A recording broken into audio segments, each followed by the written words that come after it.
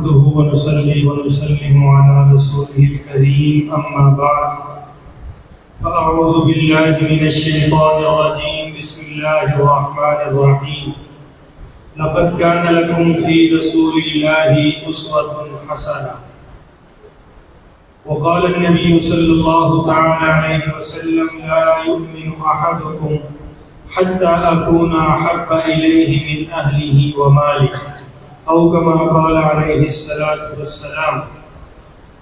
انتہائی واجب الاحترام معزز علماء کرام، اکابر علماء کرام تشریف فرما ہیں۔ سامعین محترم، آج کی عظیم الشان عظمت مصطفیٰ کانفرنس جس کا انعقاد آپ کی اس مسجد میں ہمارے استاد محترم جن سے ہم نے 4 سال لگاتار پڑھا، اولیٰ سے لے کر رابعہ تک، جمال القرآن، فوائد مکیہ، پھر آخری 10 پارے اور پھر درمیانے 10 پارے، ترجمہ، تفسیر۔ میری مراد میرے استاد محترم اور کئی ہزار علماء کے استاد حضرت مولانا قاری عنایت الرحمان صاحب متوزل العالی، ہر سال ان کی شفقت، ان کی محبت اور ان کا حکم مجھے یہاں کھینچ لاتا ہے۔ لمبی گفتگو کا وقت نہیں، میں ایک بات سیرت النبی صلی اللہ علیہ وآلہ وسلم کے حوالہ سے آپ کے گوش گزار کرنا چاہتا ہوں، اور ایک ہی بات ختم نبوت کے حوالہ سے آپ کے گوش گزار کروں گا۔ میرے اور آپ کے پیارے نبی سارے بولے صلی اللہ علیہ وآلہ وسلم سارے نبیوں سے آخر میں تشریف لائے، لیکن رتبے، شان، مقام، رفعت اور بلندی کے اعتبار سے اگر میں ان اکابر علماء کی موجودگی میں یہ دعویٰ کروں کہ اللہ نے میرے اور آپ کے پیارے نبی کو اتنی اعلیٰ شان عطا کی تھی اور اتنی بلند و بالا عظمت عطا کی تھی کہ اگر ترازو کے 2 پلڑے بنا دیے جائیں،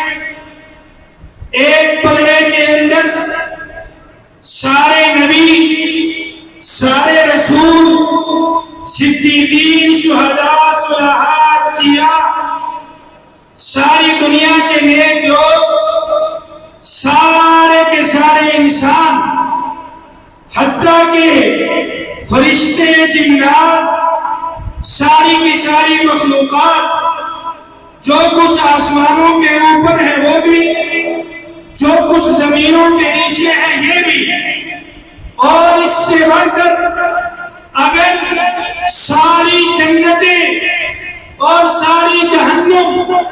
اس ترازو کے ایک پلڑے میں ڈال دی جائیں، ہمارا عقیدہ، ہمارا نظریہ یہ ہے کہ ترازو کے دوسرے پلڑے میں اگر آمنہ کے لال ہوں گے تو ترازو کا وہ پلڑا جھک جائے گا اور دوسرا پلڑا ہوا میں اڑ جائے گا۔ میرے اور آپ کے نبی کی شان یہ ہے، مقام یہ ہے کہ میرے اور آپ کے نبی کو جب رب تعالیٰ نے آسمانوں پر بلایا، 7 آسمانوں سے اوپر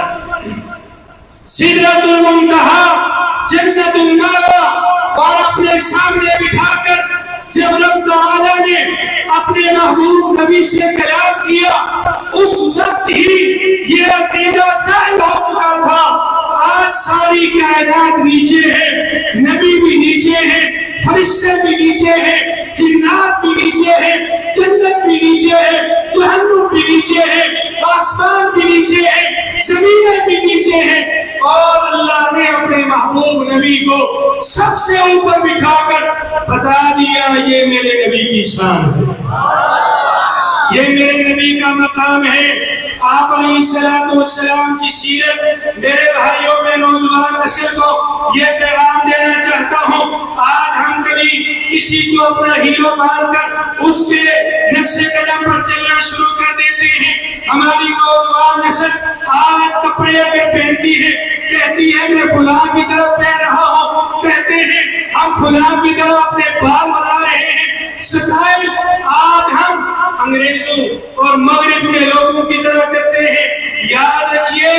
میرے لیے آپ کے لیے بہترین زندگی، بہترین نمونہ آپ علیہ السلام کی ہے۔ آپ علیہ السلام نے ظاہر ہے زندگی کے ہر شعبے میں ہماری رہنمائی کی ہے، اس لیے ہمیں اپنا آئیڈیل اگر بنانا ہے تو اپنے نبی کو بنانا ہے، اس کو بنانا ہے، اپنے نبی کو بنانا ہے۔ آپ کی طرح اٹھنا بیٹھنا ہو جائے، آپ کی طرح کھانا پینا ہو جائے، آپ کی طرح چلنا پھرنا ہو جائے، آپ کی طرح معاملات ہو جائیں، آپ کی طرح معاشرت ہو جائے، آپ کی طرح معیشت اختیار کر لی جائے، آپ کی طرح سیاست کی جائے، آپ کی طرح عبادات کی جائے، آپ کی طرح اخلاقیات سے پیش آیا جائے۔ ہر اعتبار سے ہمیں اپنے نبی کے طرز عمل کو اختیار کرنا ہے۔ ربیع الاول کے اس ماہ مقدس کے اندر عظمت مصطفیٰ کی اس کانفرنس میں شرکت کرنے والوں میں آپ کو آج دعوت فکر دیتا ہوں، ہمارے نبی جیسا کوئی نہیں، اس لیے جو بھی ہمارے نبی کے طرز عمل پر چلے گا، جیسے ہمارے نبی شان والے ہیں ایسے ہی انشاءاللہ وہ مسلمان بھی شان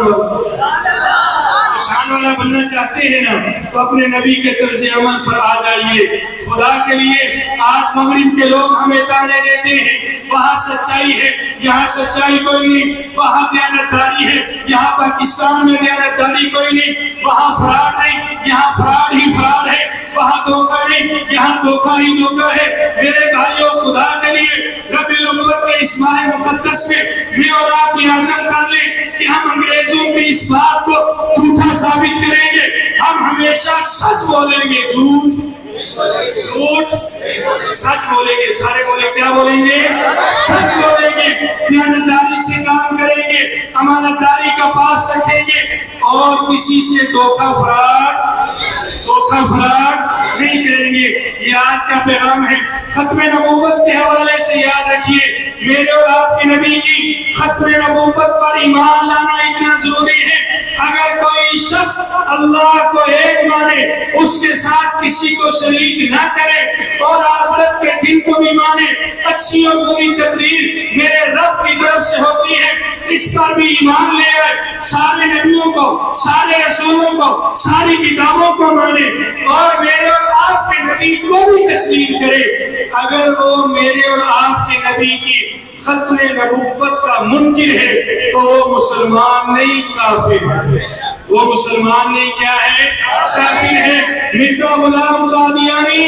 اس پاکستان کے اندر نفرت کا بیج بونے والا ایک گندا کیڑا ہے، جس نے اسلام کو، جس نے پاکستان کو، جس نے علماء کو، جس نے دین کو نقصان پہنچایا۔ لہذا مرزائی دین کے بھی دشمن ہیں، پاکستان کے بھی دشمن ہیں، علماء کے بھی دشمن ہیں، ہماری مساجد، ہمارے مدارس کے بھی دشمن ہیں۔ اس لیے مرزائیوں سے ہمارا کوئی تعلق نہیں، ہم سب کے سب پکے سچے مسلمان اور اپنے نبی کی ختم نبوت پر ایمان لانے والے ہے کہ نہیں؟ ایسا جس کا ایمان ہے آج کھڑا کرے۔ تو آپ سے یہی گزارش ہوگی، ختم نبوت کے چرچے ہم نے گلی گلی عام کرنے ہیں، قریہ قریہ عام کرنے ہیں اور اپنی نوجوان نسل کو بتانا ہے۔ میں پچھلے دنوں ایک پروگرام دیکھ رہا تھا، ایک بہت بڑا ٹک ٹاکر، اس سے سوال کیا گیا آپ کے نبی کا نام کیا ہے؟ اسے نام معلوم نہیں تھا۔ اس سے سوال کیا گیا آخری نبی کون ہے؟ اسے معلوم نہیں تھا۔ اس کے لاکھوں نہیں، ملین بے شمار اس کے فالوور پوری دنیا میں موجود، لیکن اس کو اپنے نبی کا نام نہیں آتا، آخری نبی کا نام پتہ نہیں۔ یہ نوجوان نسل، ہمارے بچے ان کو آگاہی میں نے اور آپ نے دینی ہے۔ آج ربیع الاول کے اس پروگرام کے اندر میں اور آپ یہ پیغام لے کے جائیں، اپنے بچوں کو، اپنی بچیوں کو، اپنی خواتین کو بٹھا کر ختم نبوت کے حوالے سے آگاہی دیں گے اور انہیں بتائیں گے ہمارے نبی شان والے ہیں، ہمارے نبی صرف نبی نہیں، ختم نبوت کا تاج لے کر آئے ہیں، خاتم النبیین ہے صلی اللہ علیہ وآلہ وسلم۔ آخری گزارش، میرے اور یہاں پہ کئی علماء کے استاد محترم حضرت مولانا قاضی عبدالرشید صاحب رحمہ اللہ ہم میں نہیں رہے، جب 1996 کے اندر میں دارالعلوم فاروقیہ میں داخل ہوا،